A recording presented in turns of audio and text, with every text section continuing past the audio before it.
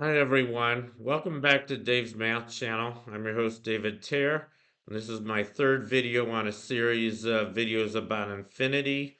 And in the last two videos, I showed you some examples of countable infinite sets. It turns out that the natural numbers, the counting numbers, are countable, and the fractions, the rational numbers, are also countable.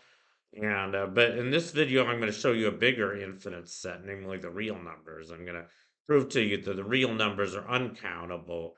In other words, there's more real numbers than rational numbers. So how do we prove that? Well, there's a nice proof. Just let me tell you a little bit about the real numbers. I think you guys all know what they are. So I think you've all seen the real number line shown on the top. And the real numbers include all integers. Those are just the black hash marks, like -5, 0, 8. And then it also includes fractions, like -7, 6, I think they show. And not only that, but it includes irrational numbers as well. And so I already showed you in the last video that the rational numbers form a countable set, which seems a little paradoxical since it's dense in the reals. But if it turns out that if you include all the irrational numbers like pi and e and the square root of 2, then you do get a set that's bigger than the rational. There's actually more irrational numbers than rational numbers. So how do we prove that? Well, there's a nice proof. It's called Cantor's diagonal argument. This was devised by a very famous German mathematician, Georg Cantor, lived in the late 19th century. So here's how his argument goes. Suppose you had a list. Suppose that the rational numbers were countable. Well, if they're countable, that means they're listable. That means you could come up with a list of every rational number. And if you could do that, you could come up, every real number. So if you could list all the real numbers, and certainly you could list all the real numbers less than 1, between 0 and 1. So let's try to do that. I have a list of 5 real numbers. These are 5 of my favorite real numbers between 0 and 1.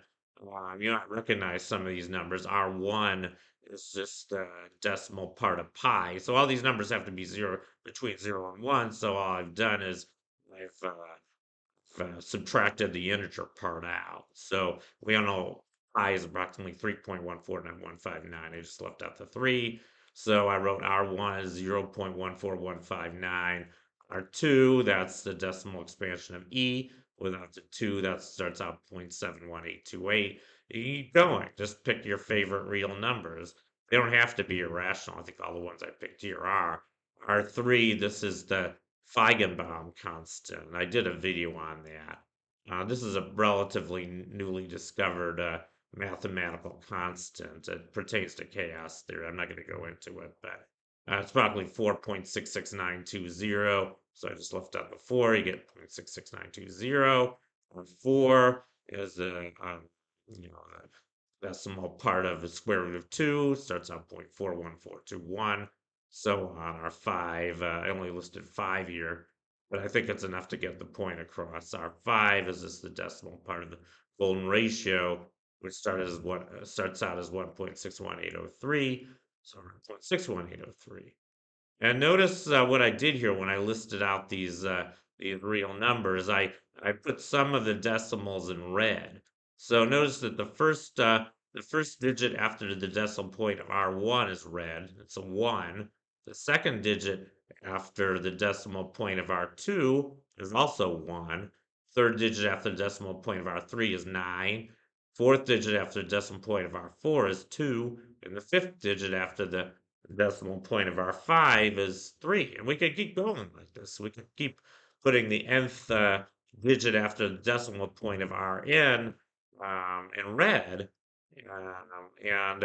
And then now we can be clever. We can use what's called Cantor's diagonal argument, which can actually make a new real number that's different, claiming that this number d that I wrote down on the near the bottom after all these r's is different from all the rk's, all the real numbers on my supposed list. So how do I get d?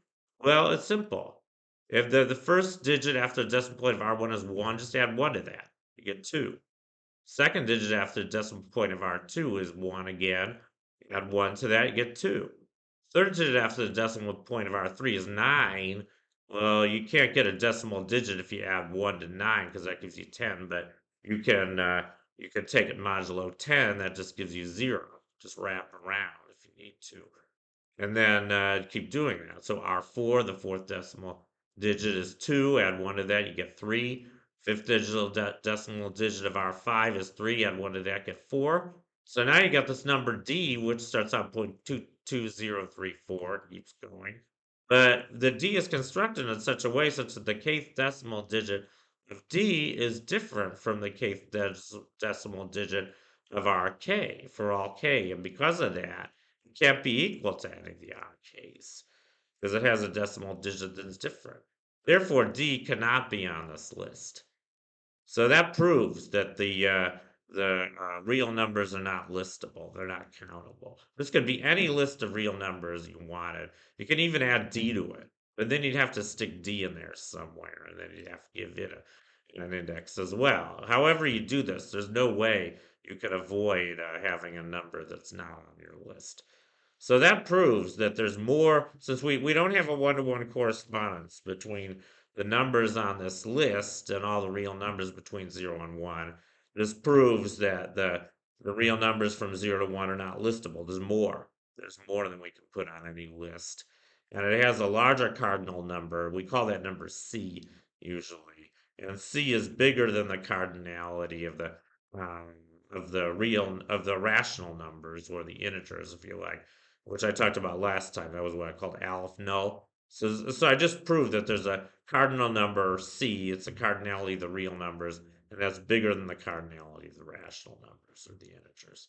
So that's the proof. That's Cantor's diagonal argument, and that concludes my talk for today. So thank you for watching, and long live math.